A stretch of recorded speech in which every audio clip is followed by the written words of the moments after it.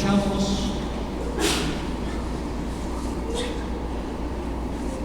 la lectura donde dice como que Jesús fuera cobarde. Dice en algún momento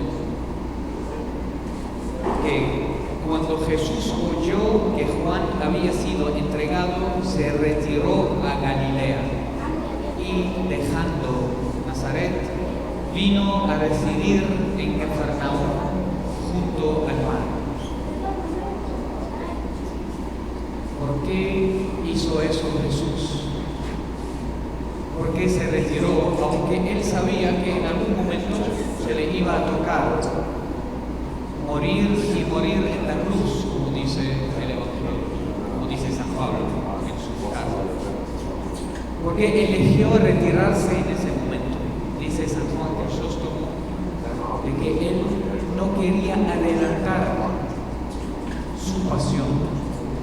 No quería adelantar, aunque no suena bien decirlo, la sentencia que le iba a salir por los judíos en matarlo. Así decidió jugar en ese momento. A veces nos toca en la vida pensar con mucha sabiduría. San Juan Crisóstomo enfatiza en su homilía que habla justamente sobre este oráculo, insista que esa fue la decisión más correcta que tomó Jesús. Porque imagínense que la furia de los judíos hubiese caído encima de Jesús en aquel momento donde Jesús todavía no había empezado su prédica. No íbamos a llegar al resultado que lo tenemos ahorita.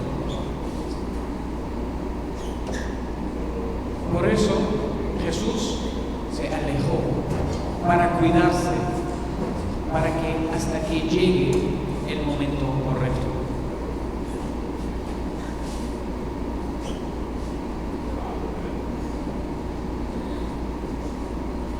Ahorita, cuando seguimos leyendo el texto, ayer yo estaba pensando en qué voy a dar la homilía hoy.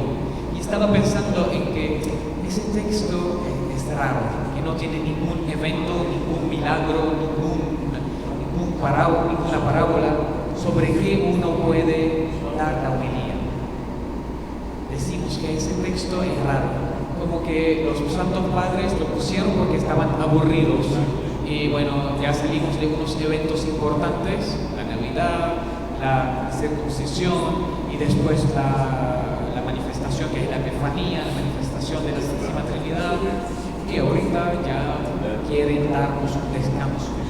No. Ese texto habla de dos tribus de Israel, que son Zabulón y Neftalí.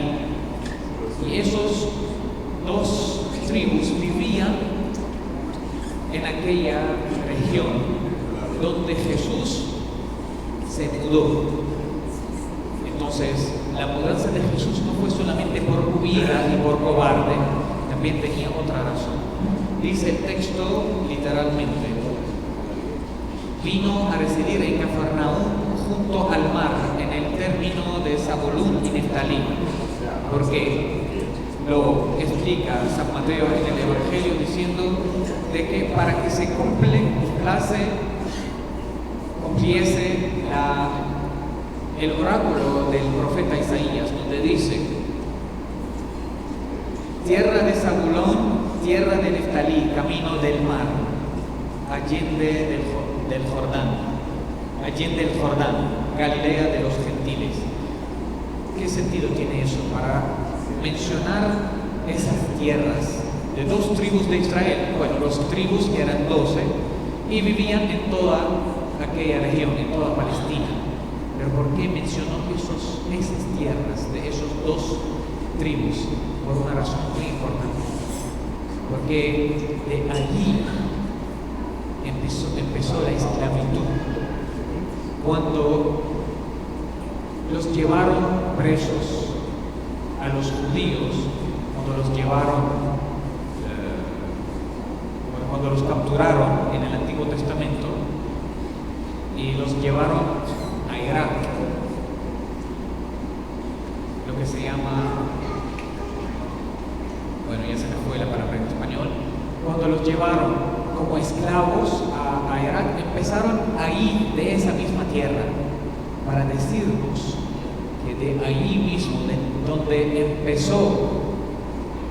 empezó la esclavitud, ahí empieza la prédica, de ahí empieza la liberación, y de ahí iban a agarrar la libertad de esa misma tierra de Zabulón y Neftalí. Sigue el texto y habla y utiliza dos términos que no son términos sencillos, como dice San Juan Crisóstomo. Dice que utiliza dos términos grandes, inmensos. Dice el texto, dice el pueblo que habitaba en tinieblas, y no utilizó solamente la palabra oscuridad o tinieblas, sino utiliza otro término ahorita para